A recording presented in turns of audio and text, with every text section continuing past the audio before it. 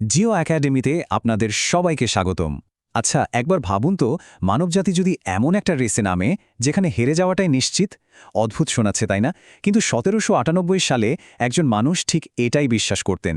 তিনি এমন এক তত্ত্ব দিয়েছিলেন যা আমাদের জন্য দুর্ভিক্ষ আর ভয়াবহ সংকটের ভবিষ্যদ্বাণী করেছিল। ব্যাপারটার মূল ধারণা কিন্তু খুবই সহজ, কিন্তু শুনলে গা ছমছম করে উঠবে। একদিকে দেখুন আমাদের বংশবৃদ্ধি করার ক্ষমতা, আর অন্যদিকে আমাদের খাদ্য উৎপাদনের ক্ষমতা। এই দুটোর মধ্যে একটা ভয়ঙ্কর সংঘাত। মানে, মানুষ বাড়ছে রকেটের গতিতে, কিন্তু খাবার তো ততটা বাড়ছে না। তো আজকে আমরা এই ম্যালথাসের জনসংখ্যা তত্ত্বটাকেই ব্যবচ্ছেদ করব। জানব ঠিক কী ছিল এই থিওরি, কেন এটা নিয়ে এত বিতর্ক হয়েছিল, আর সবচেয়ে বড় কথা, ২০০ বছর পেরিয়েও কেন আমরা এটা নিয়ে মাথা ঘামাচ্ছি। ভূগোল, অর্থনীতি বা বিজ্ঞানের শিক্ষার্থীদের জন্য এটা জানা কিন্তু খুবই জরুরি, কারণ আজকের দুনিয়ার সাথে এর একটা দারুণ যোগসূত্র আছে। ওকে, তাহলে চলুন গভীরে যাওয়া যাক। এই হলো আমাদের আজকের আলোচনার রোডম্যাপ। এই ৫টি ধাপে আমরা ম্যালথাসের পুরো তত্ত্বটা বিশ্লেষণ করব। চলুন সবার আগে পরিচিত হই সেই মানুষটার সাথে যিনি এই চাঞ্চল্যকর ধারণাটা দিয়েছিলেন। এই যে ইনি হলেন টমাস রবার্ট ম্যালথাস। তিনি তার সময়ে একটা যুগান্তকারী প্রবন্ধে দাবি করেন যে এই যে জনসংখ্যা বাড়ছে, এটাই মানবজাতিকে কোনোদিন দারিদ্র্য থেকে বের হতে দেবে না। তার মতে অর্থনৈতিক উন্নয়নের পথে এটাই ছিল সবচেয়ে বড় দেয়াল। ম্যালথাসের পুরো তত্ত্বটা কিন্তু ৪টা মূল অনুমানের উপর দাঁড়িয়েছিল। ১ নম্বর, বেঁচে থাকার জন্য খাবার অপরিহার্য, কিন্তু চাষের জমি তো সীমিত। ২ নম্বর, নারী পুরুষের মধ্যে আকর্ষণ একটা চিরন্তন ব্যাপার। ৩ নম্বর, তিনি ধরে নিয়েছিলেন যে কৃষি প্রযুক্তির তেমন কোনো উন্নতি হবে না। আর ৪ নম্বর, কৃষিক্ষেত্রে ক্রমহ্রাসমান উৎপাদনশীলতার নিয়মটা কাজ করবে। বেশ, এবার চলুন দেখি এই ধারণাগুলো কিভাবে একটা ভয়াবহ সংকটের দিকে আমাদের নিয়ে যায়। ব্যাপারটা অনেকটা দুটো ভিন্ন গতির দৌড়বিদের মধ্যে এক অসম প্রতিযোগিতার মতো। ম্যালথাস কি বলেছিলেন জানেন? তিনি বলেছিলেন জনসংখ্যা বাড়ে জ্যামিতিক হারে, মানে ১, ২, ৪, ৮ এভাবে দ্বিগুণ হতে থাকে।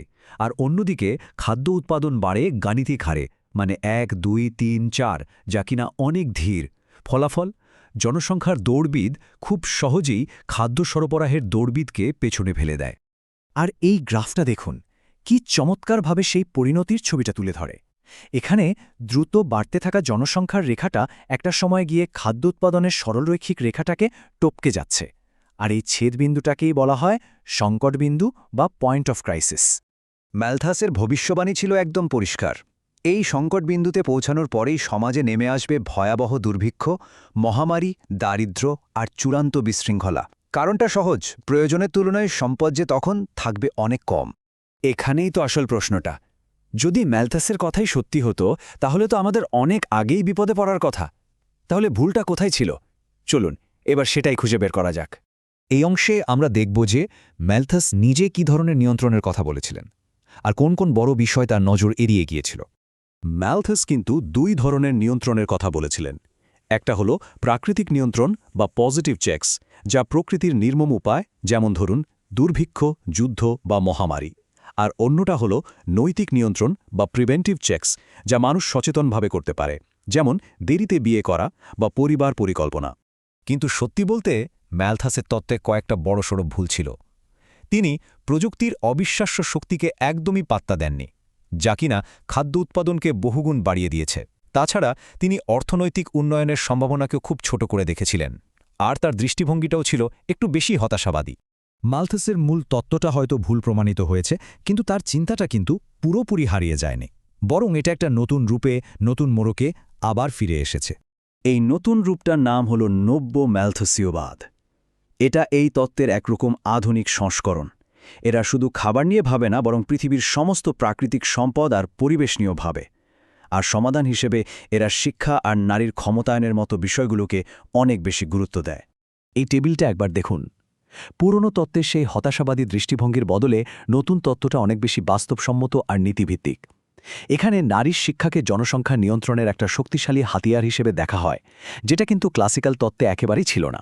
এখন মনে প্রশ্ন আসতেই পারে যে অষ্টাদশ শতাব্দীর একটা তত্ত্ব নিয়ে আমরা একবিংশ শতাব্দীতে এসে কেন এত কথা বলছি? এটা কি এখনও প্রাসঙ্গিক? তাহলে আসল কথাটা কি? দেখুন, ম্যালথাস হয়তো সময় বা কিছু ডিটেলসের ব্যাপারে ভুল ছিলেন, এটা ঠিক, কিন্তু তিনি যে মূল প্রশ্নটা তুলেছিলেন, মানে মানুষের অফুরন্ত চাহিদা আর এই পৃথিবীর সীমিত সম্পদের মধ্যে ভারসাম্য রাখার যে চ্যালেঞ্জ, সেই প্রশ্নটা কিন্তু আজকের দিনে আরও অনেক বেশি সত্যি, আরও অনেক বেশি প্রাসঙ্গিক। তার কাজই প্রথম জনসংখ্যা আর সম্পদের মধ্যে একটা বৈজ্ঞানিক সম্পর্ক তৈরি করেছিল। আমরা যে আজ পরিবার পরিকল্পনা বা পরিবেশ রক্ষার কথা বলি, তার মূলেও কিন্তু তার তত্ত্বের প্রভাব রয়েছে। আজকের জলবায়ু পরিবর্তনের মতো ভয়ঙ্কর সংকটগুলো যেন তারই সেই পুরনো সতর্ক বার্তাকেই মনে করিয়ে দেয়। এই উক্তিটাই সম্ভবত পুরো আলোচনার সারমর্ম। প্রযুক্তির কল্যাণে আমরা হয়তো অনেক দূর এগিয়েছি, কিন্তু দিন শেষে আমরা তো একটাই গ্রহে বাস করি, যার সম্পদ অফুরন্ত নয়। এই প্রশ্নটা আপনাদের ভাবনার জন্য রইল। আমরা কি আবার একটা নতুন সংকট বিন্দুর দিকে এগিয়ে যাচ্ছি? তবে এবার সংকটটা খাদ্যের নয়, বরং স্বয়ং এই গ্রহটারই। আশা করি ম্যালথাসের তত্ত্ব নিয়ে আমাদের আজকের এই বিশ্লেষণ আপনাদের ভালো লেগেছে এবং বিষয়টি বুঝতে সাহায্য করেছে। আমাদের সাথে থাকার জন্য অসংখ্য ধন্যবাদ। এমন আরও শিক্ষামূলক বিষয় নিয়ে জানতে আমাদের চ্যানেলটি সাবস্ক্রাইব করে রাখতে পারেন। দেখা হবে পরের আলোচনায়।